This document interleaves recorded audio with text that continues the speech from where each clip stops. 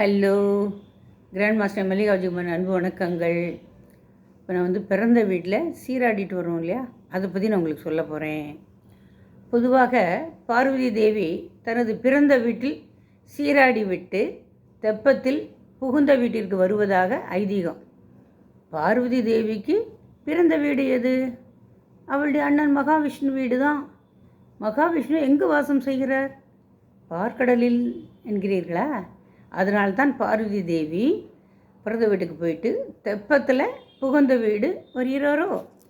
அவரை தெப்பத்தில் இருத்தி லக்ஷ்மியும் சரஸ்வதியும் புகுந்த வீட்டுக்கு அவங்கள கொண்டு வந்து விடுறாங்க.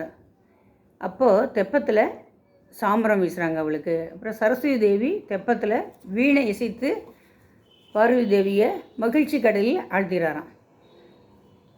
அம்பாளாக இருந்தால் கூட பிறந்த வீட்டிற்கு சென்று வருவது மகிழ்ச்சி தானே. அம்பாளுக்கே எப்படி என்றால் அப்போ நமக்கு இல்லையா?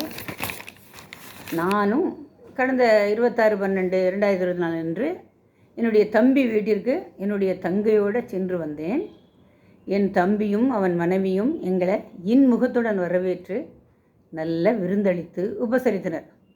வயிற்றுக்கு மட்டுமல்ல, கண்ணுக்கும் விருந்தளித்தனர். விதவிதமான சினிமா போட்டு எங்களை கண்டுகளிக்க வைத்தான்.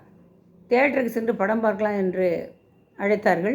நாங்கள் வேண்டாம் என்று கூறியதால் வீட்டிலேயே சினிமா பார்த்தோம். அப்புறம் பழைய ட்ரெடிஷ்னல் உணவுகளை செய்து அசத்தினால் என் தம்பி மனைவி. அரிசி உப்புமா, தொட்டுக்கொள்ள அருமையான கொச்சு, மோர் குழம்பு, சேப்பங்கிழங்கு கறி. நான் கேட்டுக்கொண்டதற்குங்க சிரட்டைப்புட்டுன்னு ஒன்று பண்ணுவாள். ரொம்ப நல்லாயிருக்கும். நானே பண்ணுறதா இருந்தால் அவள்கிட்ட கேட்டு தான் பண்ணுவேன். ரொம்ப அருமையாக பண்ணுவாள். அதுக்கு சிரட்டைப்புட்டு, அதுக்கு கடலைக்கறி. எனக்கு அதுக்கு தொட்டுக்கிறதுக்கு வாழைப்பழம் தான் பிடிக்கும். அதனால் வாழைப்பழம் வேணும் சொல்லியிருந்தேன். உடனே அவள் ஆத்துக்காரத்தை சொல்லி அழகாக வாழைப்பழம்லாம் வாங்கிட்டு வந்து கொடுத்து என்னை ரொம்ப மகிழ்ச்சி கடலில் அழுத்தினாள். நாங்கள் எங்கள் இளமை காலத்து கதையெல்லாம் பேசி சிரித்து மகிழ்ந்தோம். அதாவது நாங்கள் மாமரத்தில் குடியிருந்தோம். அப்போ நாங்கள் இப்படி என்னென்ன பண்ணினோம், அப்புறம் திருநெல்வேலியில் பாட்டபத்தில் இருந்தபோது நாங்கள் என்னென்னலாம் பண்ணினோம் அப்படிங்கிறதெல்லாம் பேசி ரொம்ப சந்தோஷமாக இருந்தோம்.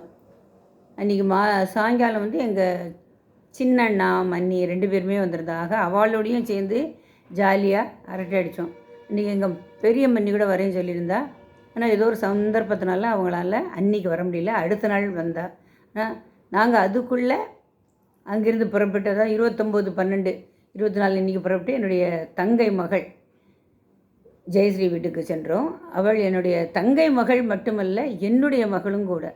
சிறு வயதிலேயே என் தங்கை கொஞ்சம்லாம் மூவருமே என்ன அம்மா அம்மான்னு தான் கூப்பிடுவாள். ரொம்ப ஆசையாக இருப்பாங்க என்கிட்ட.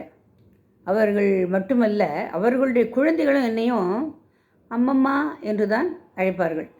அவள் மகளுக்கு 7 வயது, சிறிய மகனுக்கு 1 வயது ஆகிறது. சிறியவன் குருகுகன் 2 அம்மாவையும் பார்க்குறான். அவனுக்கு ஆச்சரியமாக இருக்குது. என்னடா இது, ஒரு அம்மம்மா தான் இருந்தால் இப்போ 2 அம்மம்மா வந்துட்டாளே அப்படின்னு சொல்லிட்டு அவளை பார்க்குறான், என்னை பார்க்குறான், அவளை பார்க்குறான், என்னை பார்க்குறான். அப்படியே ஆச்சரியப்படுறான். அப்படி திருப்பி மாற்றி மாற்றி பார்த்தது எனக்கு பார்க்குறதுக்கே கண்கொள்ளா காட்சியாக இருந்தது. அன்றைக்கி இரவு அவர்களுடைய அப்பார்ட்மெண்ட்டில் நியூ இயர் கொண்டாட்டம், அதாவது அட்வான்ஸாகவே அவள் கொண்டாடிட்டா, நடைபெற்றது. அதில் என்னுடைய பேத்தி நிரஞ்சனி யோகா 2 விதமான யோகாலாம் பண்ணினா. ப்ளஸ் நடனமும் ஆடினா, விதவிதமாக டான்ஸ்லாம் கூட ஆடினா.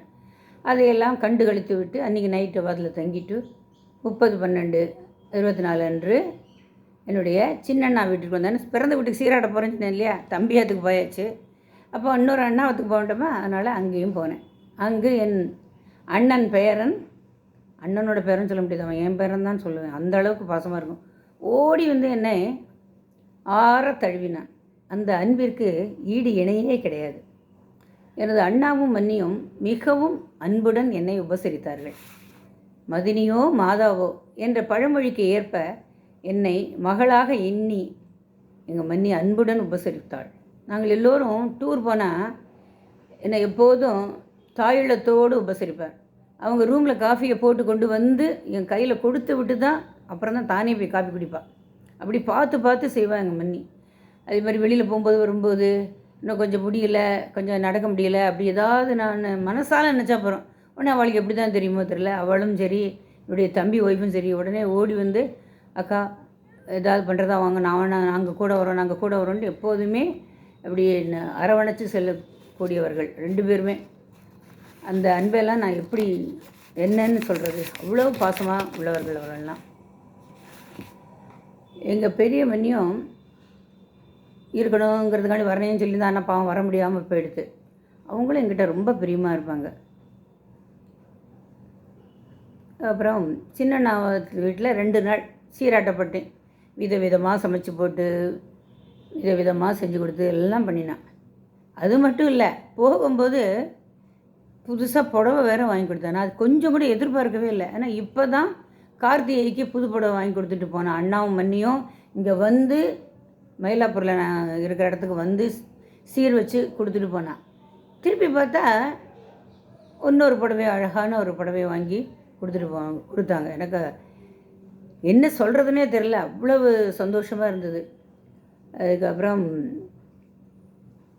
இதுக்கு நடுவில் என்னுடைய மூத்த பொண்ணும் பேத்திகளும் ஆங்கில புத்தாண்டை நம்ம பண்ணை வீட்டில் கொண்டாடலாம் அப்படின்னு சொன்னான். அதனால் எங்கள் மணிநாவத்தில் ஜாலியாக சீராடிட்டு அவளோட நல்லா என்ஜாய் பண்ணிவிட்டு, அவள் இன்னும் கொஞ்சம் 2 நாள் இருக்கலாமே அப்படி சொல்லிகிட்டு இருந்தா.